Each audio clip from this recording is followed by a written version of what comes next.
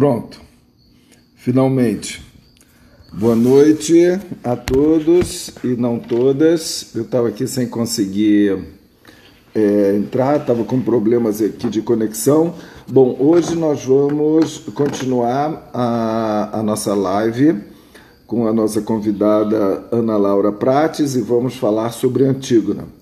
Hoje vamos especialmente falar sobre o desejo de Antígona e a esperança, sobre o desejo e a esperança. E esperemos nessa véspera de 7 de setembro que o nosso país fique mais com a independência do que com a morte.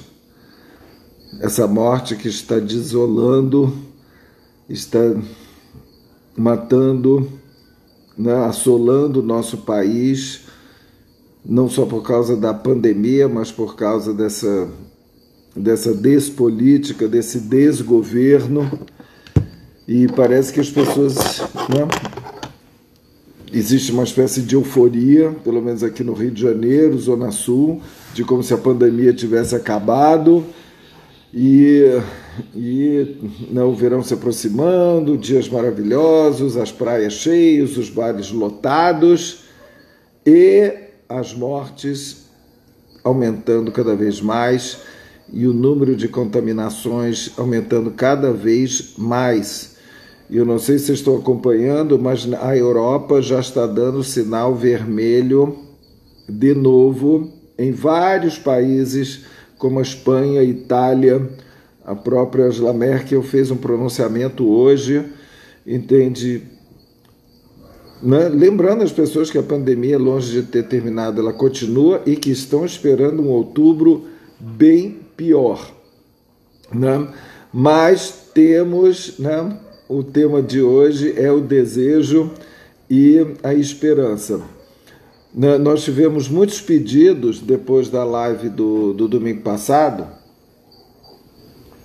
de continuarmos com esse tema, e continuarmos com a nossa convidada, Ana Laura, que emocionou a todos e a não todas, e a todos, a não todos e todas, cantando a música, naquela música no final da live do domingo anterior, do domingo passado, em homenagem a Zuzu Ângelo. Realmente foi muito emocionante e cada vez mais eu vejo o poder de transmissão, da arte, de tocar as pessoas, é tão mais forte do que a gente possa dizer e elaborar, É por isso que eu sigo aí com o meu teatro Inconsciente em Cena e convido a vocês para assistir no sábado que vem, Tem um post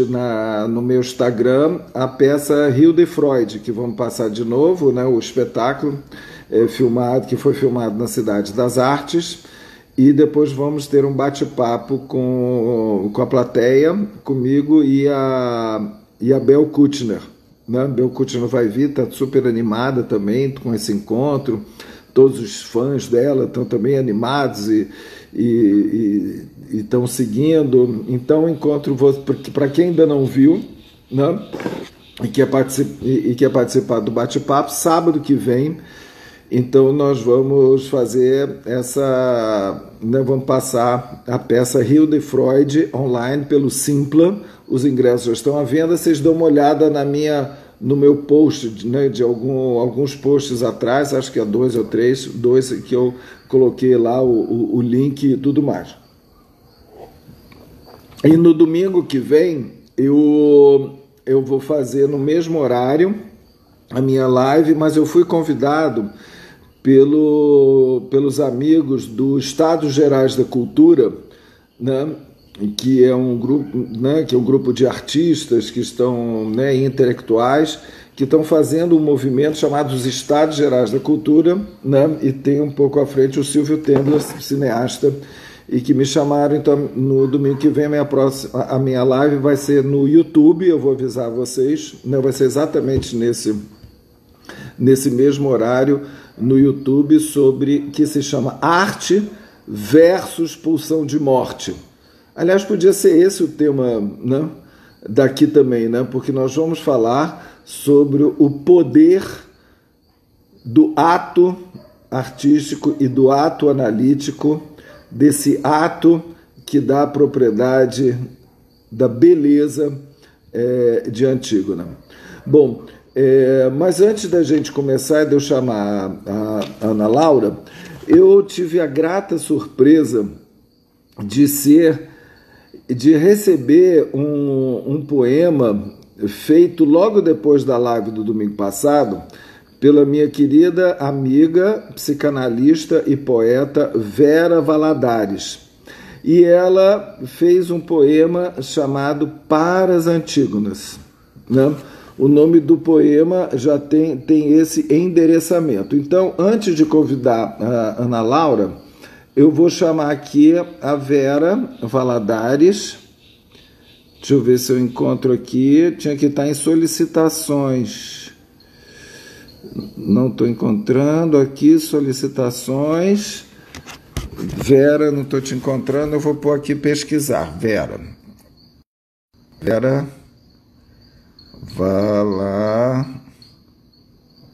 Valadares. Procurar Vera Valadares.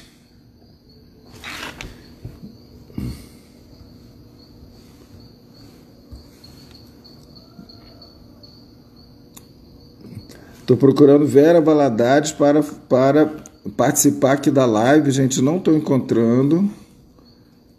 Não sei como é que faz isso. Como é que faz? Alguém me dá uma ajuda aqui? Parece, clica em duas carinhas, Ana Laura já está aí. Como é que faz para a Vera entrar? Ah, olha, Ana Laura solicitou, mas eu queria primeiro chamar a Vera. A Vera tem que solicitar, não é isso, gente? Deixa eu ver se alguém me dá uma dica aí de como é que chama a Vera. Vera maravilhosa de BH, grande mulher, cadê ela? Olha, eu estou aqui apertando nas duas carinhas, que a gente chama as pessoas que solicitam. Está lá na Laura, preste para entrar, deixa eu pôr Vera de novo. Valadares. Pesquisando, procurar Vera Valadares. Como é que faz? Não estou encontrando.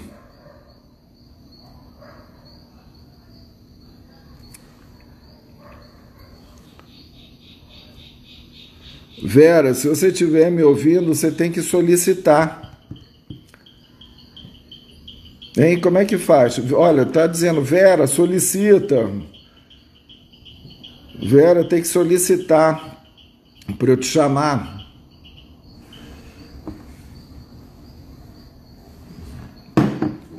Gente, não estou encontrando. Então, para a gente não se alongar muito, depois eu vou ver se, não sei como é que chama de novo. Acho que vai ficar para outra vez. Que eu queria, deixa eu ver aqui, se no convidar, se aparece aqui. Um minuto, gente, porque ela estava toda preparada para falar a poesia dela, tão linda, uma poesia, um poema curto dedicado às Antígonas. Estou aqui vendo todos os que já entraram. Olha aqui, Glória Sadala está aí. Olha quanta gente, a Beth também. Gente, não estou encontrando. Não sei o que fazer para pôr a Vera Valadares. Ela teria que solicitar. Vou pesquisar mais uma vez, senão a gente vai dar início, tá? E fica para uma próxima. Olha, estou aqui colocando e não aparece. Não sei como é que faz.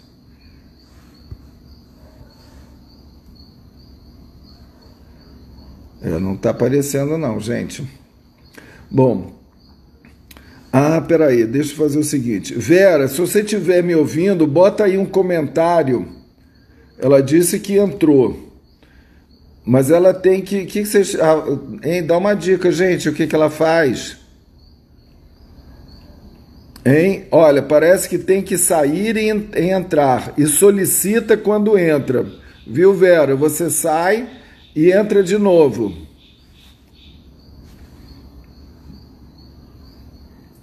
E não está aparecendo. Não está aparecendo. Olha, ela está como... Ah, VMVA. Ah, boa. Deixa eu ver. VMVA. VMVA. Procurar. Também nada.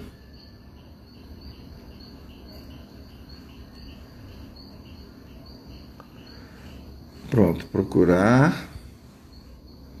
Não entrou.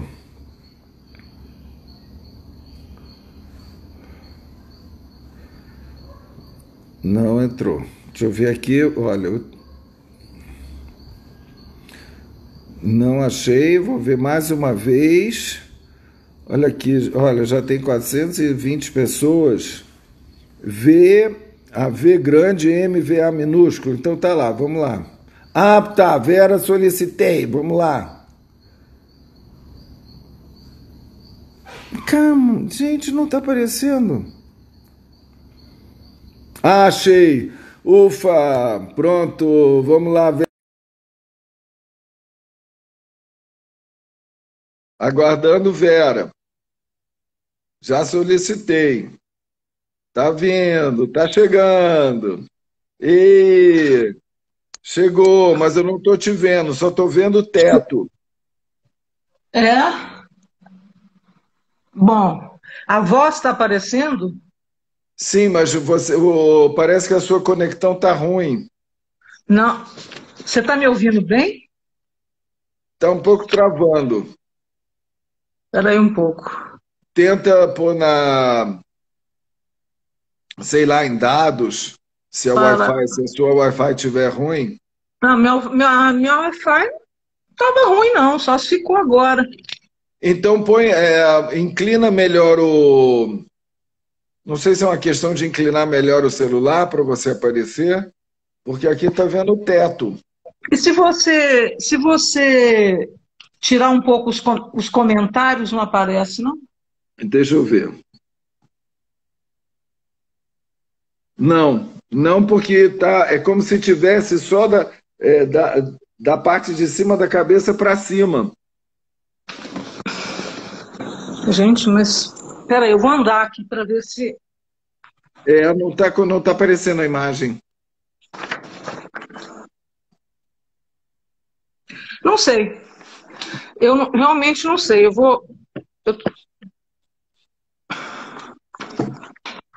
Alô? Oi? Alô? Alô? Tá me ouvindo?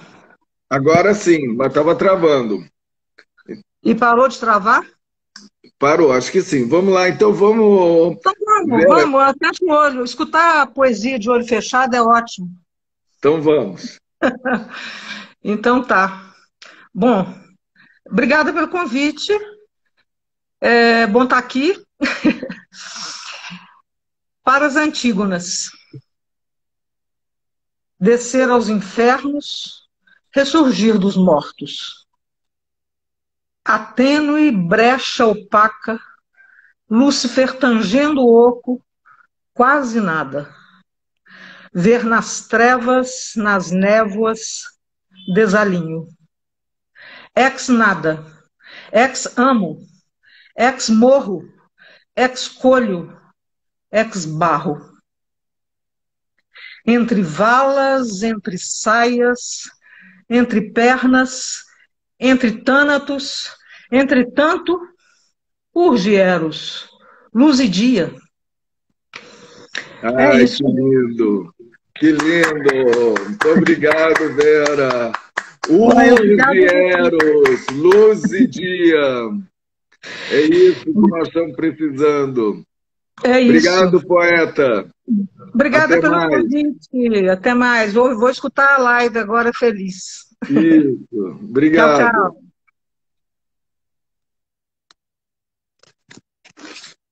Agora eu vou chamar a Ana Laura. Oi, Ana Laura, te chamei aí.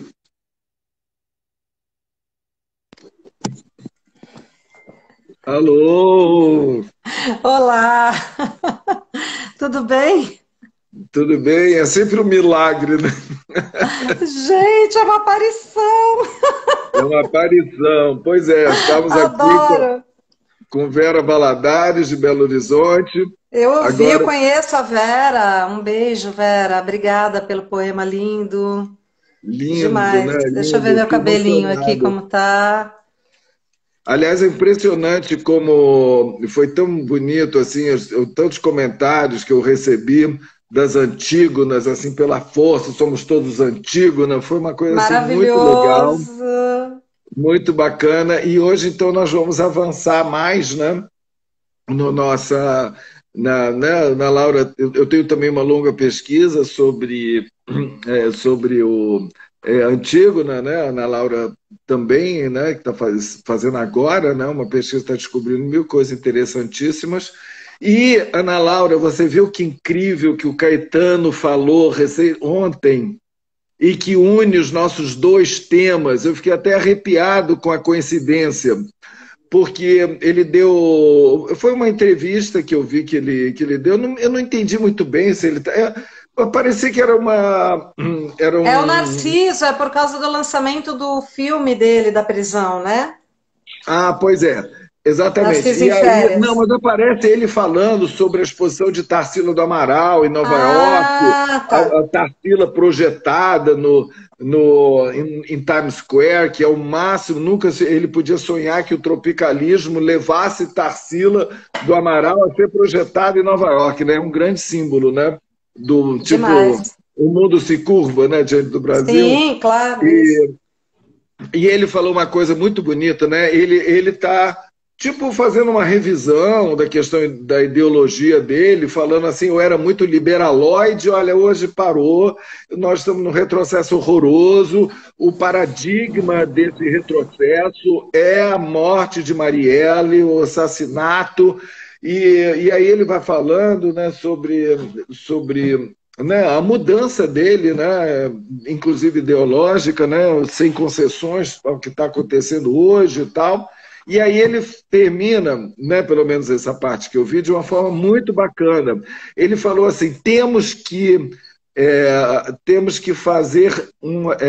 que agir para ter coragem e não ter coragem para agir.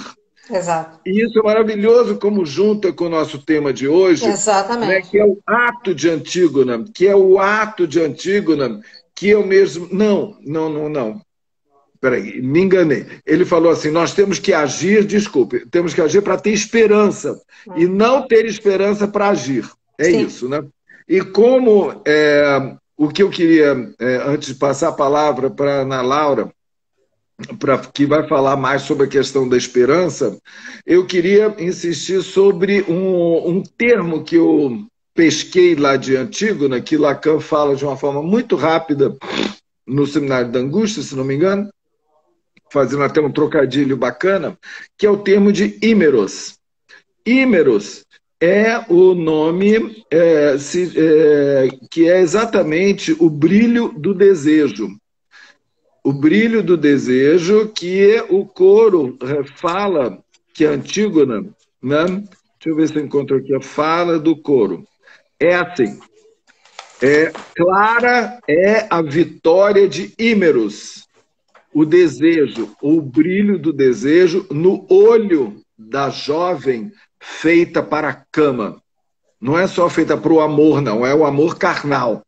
Clara é a vitória de Ímeros, o desejo no olho dessa jovem feita para o amor carnal. Isso é surpreendente que o coro, né, que o coro quem é? O coro é aquele grupo de personagens que representa o povo, que representa a plateia, que vai pontuando e fazendo seus comentários, né, nos espásimos, que é quando o coro aparece, né, depois dos episódios que são o diálogo dos personagens, né? Porque toda tragédia grega é assim, tem o coro, o coro que anuncia o que vai acontecer, depois tem o episódio dos personagens entre si, coro, episódio, coro, episódio. Os coros chama, a entrada do coro chama estásimos. Estásimos, episódio, estásimos, episódio. E o coro comenta isso de Antígona, né? Então, como que é a vitória do desejo, desse brilho do desejo, daquela moça que está indo daqui a 2 minutos ser emparedada viva numa tumba? E é o brilho do desejo que está ali presente. Esse ímeros, né, que tem eros, ímeros, né, que é esse brilho do desejo, né? E Lacan, ele faz né, um trocadilho muito bonito, né, que ele chama do belo desejo. O belo em grego é kalos. Então, e o desejo aqui é o ímeros. Então, ele chama de kalímeros. Kalímeros, de kalos, belo, ímeros, desejo, kalímeros. E ele faz uma brincadeira com o próprio termo que em grego, até hoje, né, no grego moderno também, é kalimera. Kalimera é bom dia. E Lacan propõe como cumprimento kalímeros, belo desejo. Então a gente já pode mudar o nosso cumprimento, né, de analista, em vez de bom dia, você fala belo desejo, um bom desejo para você. E esse não é? Adoro. Devia ser o nosso kalímeros, né? Kalímeros, que devia ser o nosso cumprimento, que um belo desejo, um bom desejo, que o belo e o bom se misturam, né? Aí, então, o ímeros é o nome do desejo, é o nome do desejo que fascina e que cativa e que nos enche de alegria e deslumbramento. E é isso que causa Antígona como personagem poético, personagem criado por Sófocles. Agora, essa beleza que radia Antígona, a gente não sabe como é que ela é, se ela era bonita, se não era bonita, se era baixa, se era alta, se era feia, se era gorda, se tinha olho que cor, não sei o quê. Não está aí a beleza de Antígona, né? A beleza de Antígona, ela se dá a partir do seu ato. É do seu ato e da sua localização topológica, como diz Lacan. O seu ato foi o ato de ser um desejo puro, um desejo que não é vinculado ao desejo do outro, que é representado por Creon. Ao contrário, é um desejo que vai contra o tirano. E a característica desse desejo de Antígona é ser um desejo em ato. É um ato desejante, é um momento em que, quando o ato e o desejo não se separam, quando eles estão juntos. Não é você, eu estou, por causa que eu desejo, eu vou agir. Não, é o desejo em ato, que é esse kalimeros, né? Esse belo desejo, o desejo de ímeros, né? Então, né, o coro, na tradução, né, que eu encontrei aqui lá, francesa, é um pouco mais bonito, ele diz assim, que triunfe, é isso, que triunfe, outra forma, que triunfe aqui, não, quem triunfa aqui é o desejo irradiante, o brilho do desejo que irradia, nascida dos olhares dessa jovem prometida ao leito, né? Então, nós temos aí essa jovem prometida ao leito já mostra que ela está no lugar de objeto do desejo sexual, porque ela é o objeto do desejo do Hémon, que é o filho do tirano, do Creon. Então, ela está aí nesse lugar de objeto, né? Objeto, causa de desejo do Hémon, né? Mas, e aí, então tem esse brilho, mas esse brilho do desejo não é apenas por ela ser objeto, causa do desejo sexual, né? Lacan vai mostrar que esse brilho também é porque ela está situada num espaço que é entre duas mortes, que é um conceito difícil da gente entender aí em Lacan, né? Mas, de uma forma mais simples, nós podemos dizer, ela já foi decretada morta, né? Então, simbolicamente, ela já morreu, mas de fato ainda não foi emparedada. Então, a peça se dá nesse percurso entre a morte simbólica e a morte real, quando ela vai realmente desaparecer, né? E aí, então, é nesse fio, né, da meada, né, né, que se dá toda a peça, né, essa trajetória dela, né? Eu vi uma encenação dessa peça na Laura, eu acho que foi dirigida pelo Guilherme Leme aqui no Rio, impressionante, que era a Antígona andando num caminho, assim, numa trilha que puseram várias pedras, pedra mesmo, redondas. Então ela ia caminhando durante a peça inteira, nessa, e sabe, caindo e não sei o quê, sabe? É esse caminhar. E esse caminhar, e ela vai sem temor e sem piedade, direto, sabendo que vai morrer. Ela tem uma lamentação daquela que vai morrer sem conhecer os prazeres do amor, né? Ela tem a lamentação da mulher, mas ela não, em nenhum momento, se arrepende do que fez. Então, o que nós podemos pegar como característica desse desejo, que é um desejo muito particular? Primeiro, que é um desejo sem outro. É um desejo sem outro, porque é um desejo dela, né? Por isso que Lacan, a meu ver, uma das coisas que ele vai fazer equivaler ao desejo do analista, que também é um desejo sem outro, sem um grande outro. Esse desejo, ele é um desejo que não é calcado na falta, como é o desejo inconsciente. Não é um desejo calcado na castração.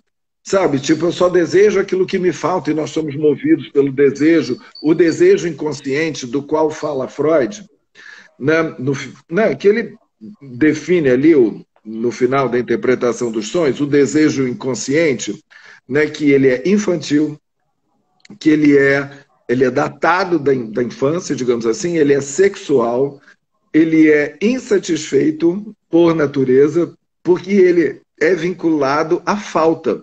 E é esse desejo que nos move na análise inteira.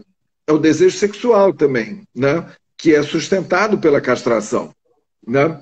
É o desejo sustentado pela falta, a metonímia do desejo que faz você ir, né, de objeto em objeto, né? Não, o cara que vai, pega uma, pega outra, a mulher que pega um, pega outro, ou então a bolsa que compra uma bolsa já quer outra, não sei o quê, né? O desejo capitalista vai muito em cima desse, né? Da estrutura do desejo como metonímia da falta, né? E isso é o próprio do desejo inconsciente, né? Do desejo neurótico, né? Aquilo que a falta que nos move. Não é a falta que move Antígona. Não é um desejo negativado, digamos assim, né? Com o cunho e a marca da falta. É o que eu venho insistindo, né? E eu acho que o desejo do analista tem essa marca, é um desejo assertivo. É um desejo que é uma asserção. É um desejo positivado e que ele não é negativado e nem pode ser negativado e nem pode ser apagado, nem pode ser derivado. Porque ele é aquilo porque ele se dá em ato. E ele não se diferencia do ato, né? Esse ato de Antígona de ter enterrado o seu irmão, apesar, malgrado o édito de Creonte de que quem o fizesse seria, né, seria morto. Então ela vai em frente com esse desejo em ato, né, e que com isso ela vai contra o desejo do tirano. Né? Por isso que ao mesmo tempo é um desejo ético e é um desejo político, né, e que pode nos estimular que sejamos todos Antígonas, né? E é desse desejo aí que tem o seu fundamento trágico. É extremamente trágico, porque neste momento o sujeito ele é igual ao objeto. Ele é aquilo. Não há diferenciação. O desejo em ato é quando é algo do sujeito no seu real que coloca aquele ato. É o ato da escolha. É o ato da decisão. E é isso que é surpreendente, que promove a beleza de Antígona. A beleza do personagem, que fica todo mundo diante daquela, sei lá, fico pensando em Joana d'Arc, ou tantas mulheres, né, extremamente, sei lá, corajosas, destemidas, que enfrentam em ato, né, o tirano. É uma forma de dizer não ao tirano, não ao que está aí. Né? E isso é uma coisa né, interessante, porque né, isso que nos faz encontrar aí, nesse ato, como reflexo do desejo, é um ato que não é o desejo e a lei são uma só e mesma coisa. Não. É um desejo que faz lei. Diferente da articulação do desejo inconsciente, que faz a articulação do desejo e a transgressão. Né? Também não é um gozo, não é da ordem do gozo, né, como nós falamos, né, da ética sadiana, que não tem nenhum brilho, digamos assim. Né? Então, esse lugar de objeto, né, como causa de desejo, é também um objeto que é o lugar do herói da tragédia grega, né? Já tive a oportunidade de falar sobre isso, falo também na segunda parte do meu livro Édipo ao pé da letra, que eu trabalho todo as referências gregas trágicas utilizadas por Lacan, e Freud por Lacan, né, que Lacan mostra que o lugar do herói e da heroína é esse lugar do objeto A. Esse lugar que também é dejeto. Ela paga por ser dejeto da civilização, de ser expulsa da civilização. Né? Isso eu não estou fazendo apologia da vitimização, não, gente. É algo estrutural. De uma Marielle, por exemplo. Marielle é uma Antígona, por excelência. Né? Foi morta pelos tiranos, né? Que assassinaram ela. Né? Sem ela ter descumprido nada. Descumpriu.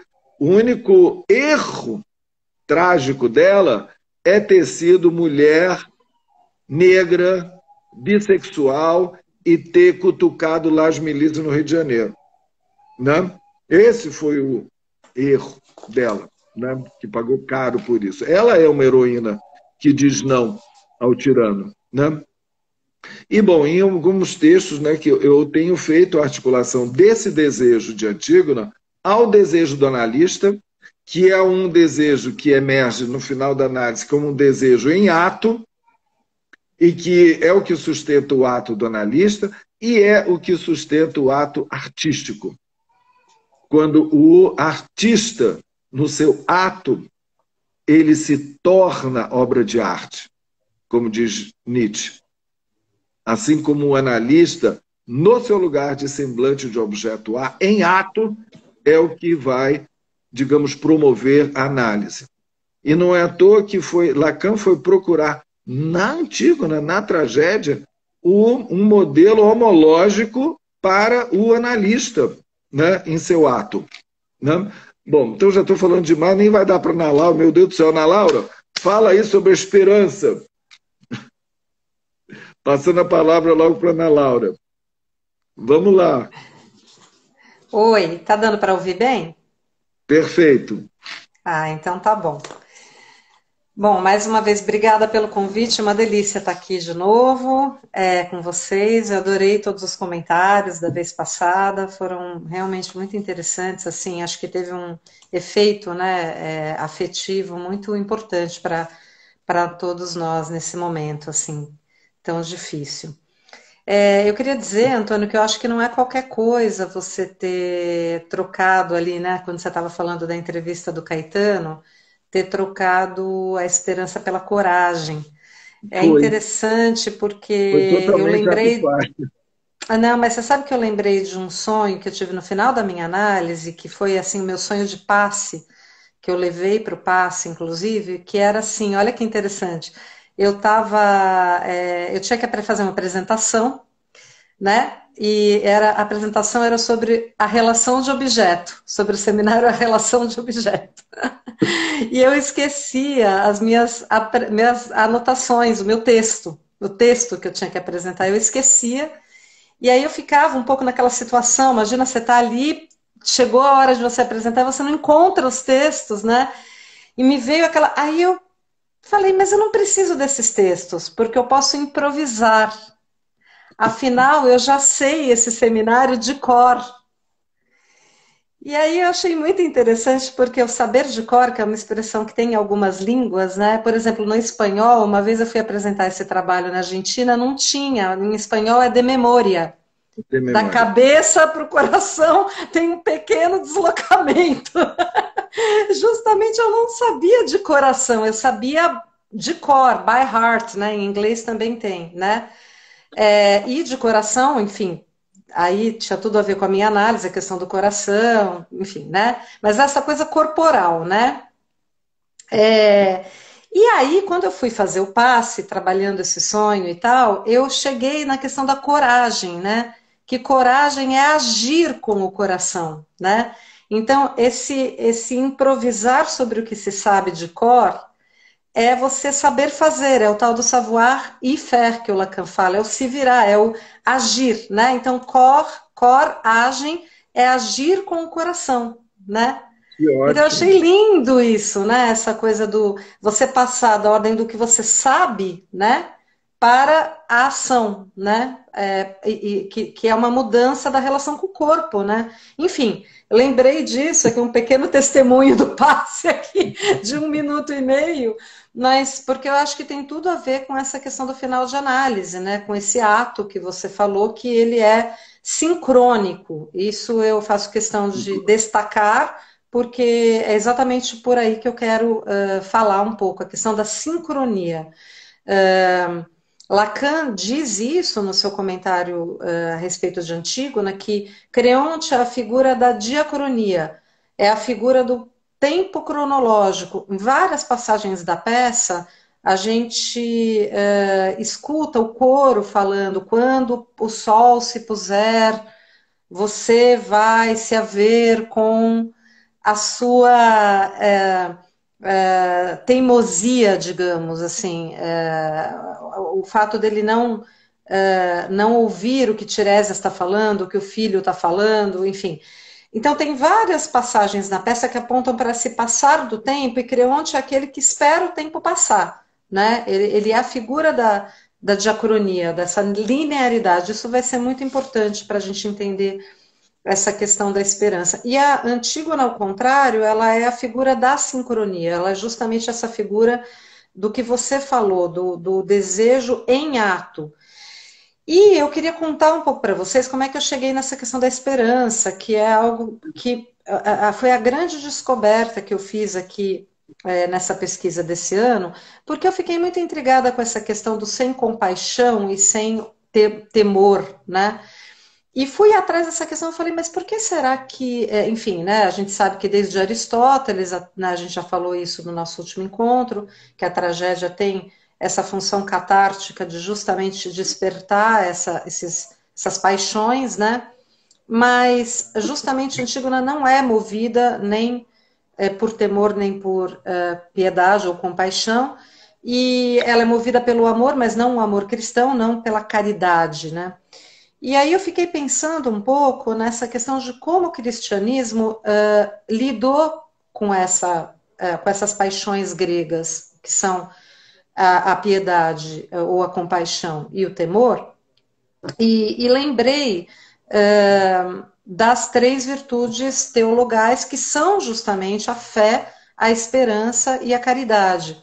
Então, é interessante porque veja que se a gente pensar a fé como a crença em Deus, a fé, de alguma maneira, é algo que remete à relação com o saber. a caridade é o amor, caritas, né? O amor a Deus, que Lacan trabalha tanto depois, lá no Seminário 21. E a esperança, ela fica um pouco nesse lugar, assim, a fé e o amor fazem com que o sujeito é um sujeito que espera esse encontro com Deus que vai salvar, né? E a partir daí, acho que teriam várias questões a respeito dessa trindade, né? Essas três virtudes. Não dá tempo da gente desenvolver isso aqui, mas fica aí né, como uma indicação para pesquisa, só para eu indicar para vocês por onde eu passei. E eu acabei chegando nas três perguntas do Kant, né? Nas perguntas kantianas, que a gente sabe que Lacan trabalha lá em televisão. E as perguntas kantianas, não por acaso, elas justamente dialogam, né? Kant, que está justamente tentando escrever aí a ciência fora, né, desse campo teológico, né? É uma ciência que não dependa de Deus, né, justamente.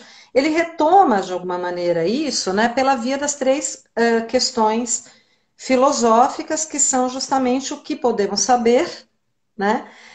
Como devo agir e o que posso esperar. Né? Então, você vê que é interessante, de novo, aparece aí a relação do saber, do ato e da esperança. Né? Como ele retoma isso, evidentemente em outras bases, né? E é justamente a pergunta que Lacan, né? Uma das perguntas que Lacan desenvolve lá em televisão. E aí é muito curioso, né, Antônio, como assim, às vezes a nossa comunidade tem um certo hábito, né, de tomar as palavras de Lacan como palavras de ordem, né? Então, não sei se você lembra lá em televisão que ele vai desenvolvendo essa questão do Claro que eu lembro, saber. mas eu Não, traduzi lógico. televisão, eu Então, sei eu de cor. sei, mas eu estou dizendo, então, você lembra, Lembro. né, falando assim, retoricamente, né, quem está assistindo a gente aqui, não sei se todo mundo conhece e tal, mas quando ele vai desenvolvendo, chega na esperança, ele fala, bom, em relação ao que se pode esperar, ele fala, bom, a questão não se trata da questão do objeto, isso é muito interessante. Não se trata da questão do objeto, ou seja, da pergunta kantiana, o que se pode esperar, mas é a questão de onde se esperar. Isso. Só que ele daí não fala muito disso, e ele fala assim, Não. esperar é inútil. Esperar é inútil. Aí ele Espere vai e que fala. você quiser. Espero que você quiser. Aí ele fala, não se deve oferecer psicanálise aos canalhas, é bem naquela parte que ele fala isso, né? E aí ele fala isso, e assim, tem uma certa tendência entre os lacanianos de ficarem reproduzindo isso, de falar que então a esperança é inútil, né? Que Lacan falou que a esperança é inútil, que não se deve esperar nada, justamente como uma espécie de oposição entre a esperança e o ato, né? Quer dizer, a esperança é essa coisa de ficar lá esperando, né, acontecer, ou então, na via cristã, quem acredita sempre alcança, né?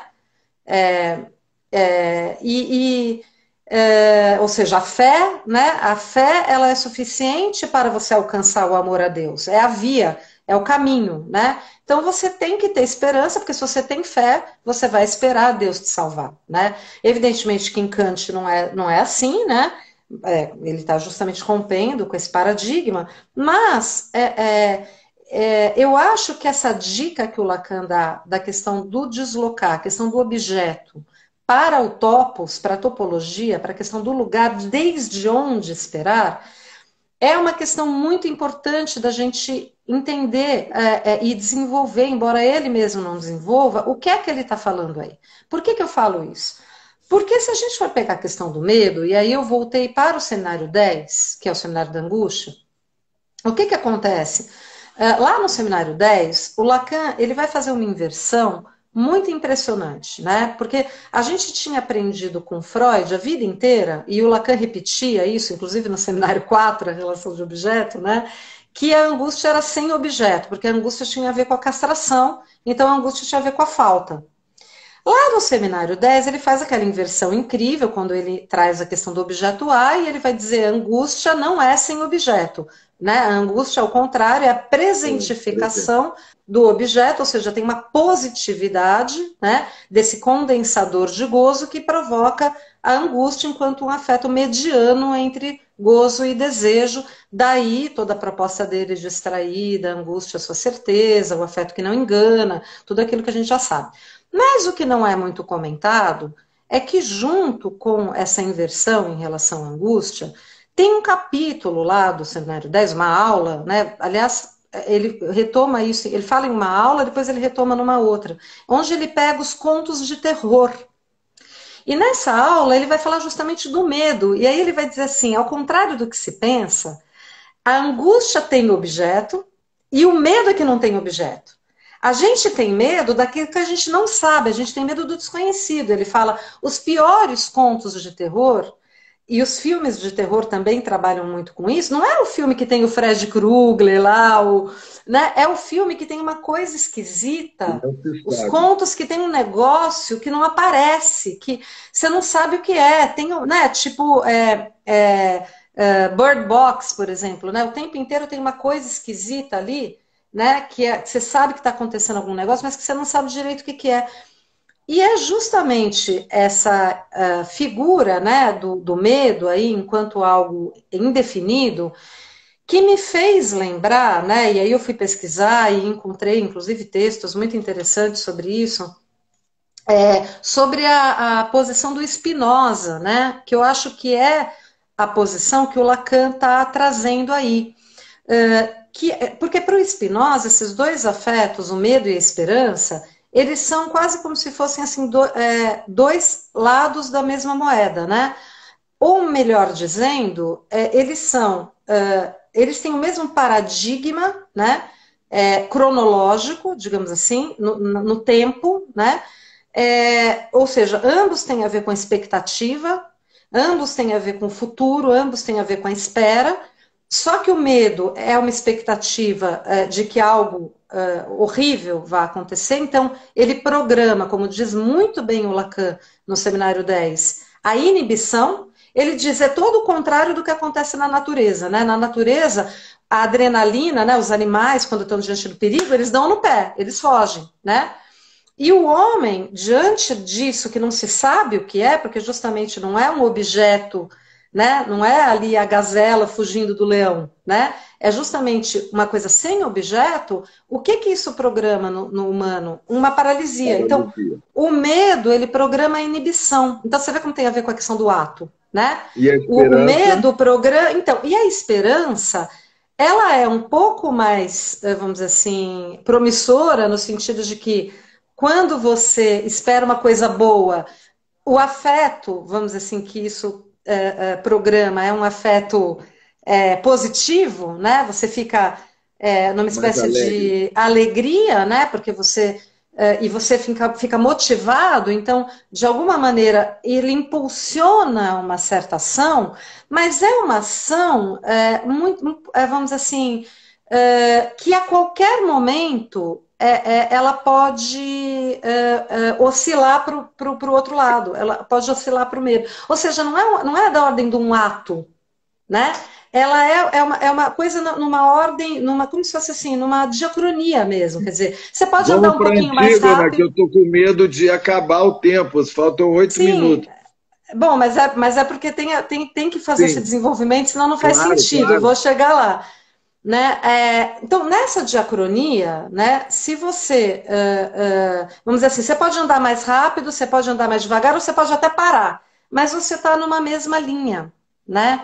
Então, você tem, e eu não posso deixar de dizer aqui, para falar da atualidade de Antígona, justamente, né, que a campanha do PT de 2002, não sei se você se lembra, era a esperança vai vencer o medo. Exatamente. Né? E a gente não pode esquecer que uma das grandes intelectuais do PT, não sei se ela influenciou nesse slogan de alguma maneira, era a Marilena Chaui, que é a nossa grande spinoziana. Total. Então é interessante a gente pensar como a gente estava num paradigma spinoziano. né, colocando medo e esperança como antagonistas, mas de alguma maneira numa mesma linha do tempo, né? E eu acho que é essa esperança que Lacan está criticando, né? Eu acho que é essa esperança que Lacan está falando que é inútil. É uma esperança, de certa maneira, diacrônica. É, Eu fui pesquisar a etimologia, não no sentido de encontrar o sentido último da palavra, mas de historizar um pouco a palavra, né? Manipular um pouco, assim, né? A mote-realité ali da palavra esperança. E eu encontrei, Antônio, que esperança tem a ver com esperma e tem a ver com olha só. pênis, tem a ver com pêndulo, né? É o pêndulo da esperança que dá em pênis também. Então você vê que tem uma coisa da palavra que fala desse cálculo fálico, digamos assim. Então, se você fica localizando a esperança no objeto que você vai alcançar, ou na promessa de felicidade, como diz o Lacan lá no comentário de Antígona, né? Que ele fala assim: o analisante ele não vai fazer análise querendo final de análise, ele vai fazer análise querendo felicidade. O analista não entrega, Ótimo. ele não corresponde a essa promessa, né? E o analisante passa a análise inteira não, mas grande parte dela esperando alcançar isso que, né? Quer dizer, a promessa da análise não, absolutamente não é a promessa que o analisante espera. Então, eu acho que é em relação a esse tipo de esperança que o Lacan está se contrapondo, né? Que é E eu vã. acho, exatamente, que é vã, né? E é vã e ela é um pouco assim, justamente, ela é diacrônica, né? E ela tem a ver muito mais com essa ideia do errante, né? Do de se deixar levar, né? E esperar o que vai acontecer, vamos dizer assim, né? E eu acho que a esperança que tem em Antígona, ela tem uma outra característica, né? E aí, então, eu acho que tem a ver com essa topologia, justamente, da qual você estava falando, que é o de onde esperar, né? Mas não é esperar no sentido de ficar parado esperando. É exatamente o que o Caetano falou. É o ato que programa esse afeto de aposta num futuro que rompe com a diacronia. Então, você tem um outro topos que não é. Então, você vê que rompe com a lógica e com a ética kantiana, com a razão kantiana. Porque Totalmente. você não tem espaço e tempo como a priorísticos, entendeu? É outro Uhum. topos. É impressionante como ali no seminário 7 o Lacan já está adiantando uma coisa da topologia borromiana, né?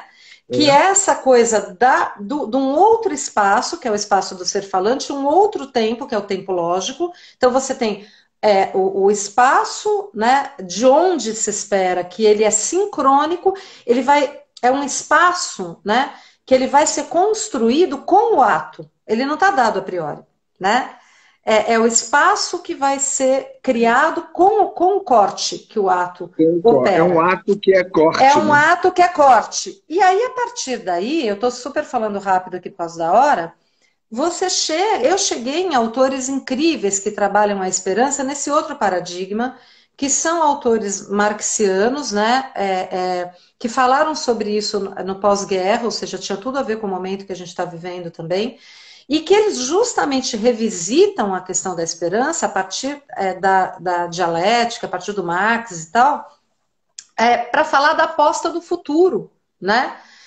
Que são o Ernest Bloch, que eu encontrei nas minhas pesquisas, que tem 3 volumes enormes chamados Princípio e Esperança, onde ele revisita, assim, passando inclusive pela tragédia, revisitando Marx, é sensacional.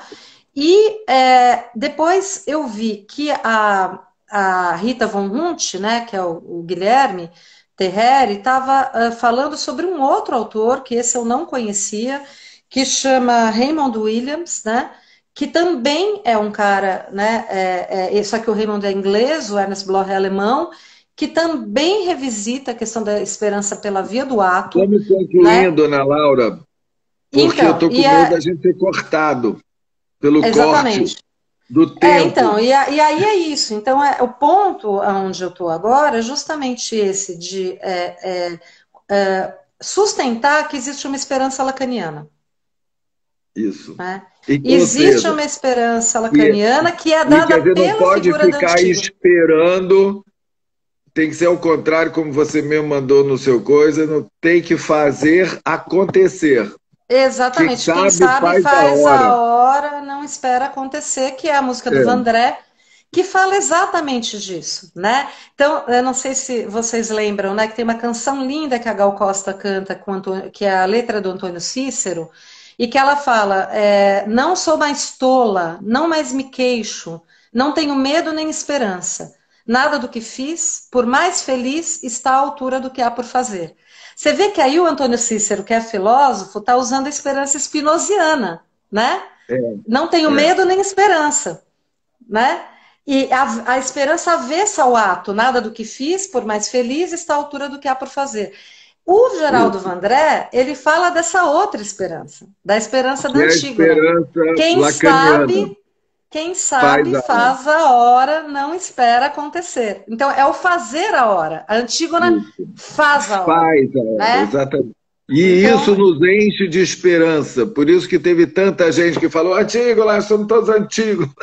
Exatamente, somos todos Antígona. Então é isso, acho lindo a gente terminar a nossa live com Geraldo Vandré, né? Todo mundo caminhando e cantando. Caminhando e cantando. Não é? E isso seguindo a canção, né? A gente podia acabar com o coro, né? Vem, vamos embora, que esperar não é saber. Quem sabe faz a hora, não espera acontecer. Isso. Vem, vamos embora, que esperar não é saber. Quem sabe faz a hora, não espera acontecer. É isso. Tchau, querido. Tchau, gente. Beijo, obrigada. Tchau, gente. Obrigado, Ana.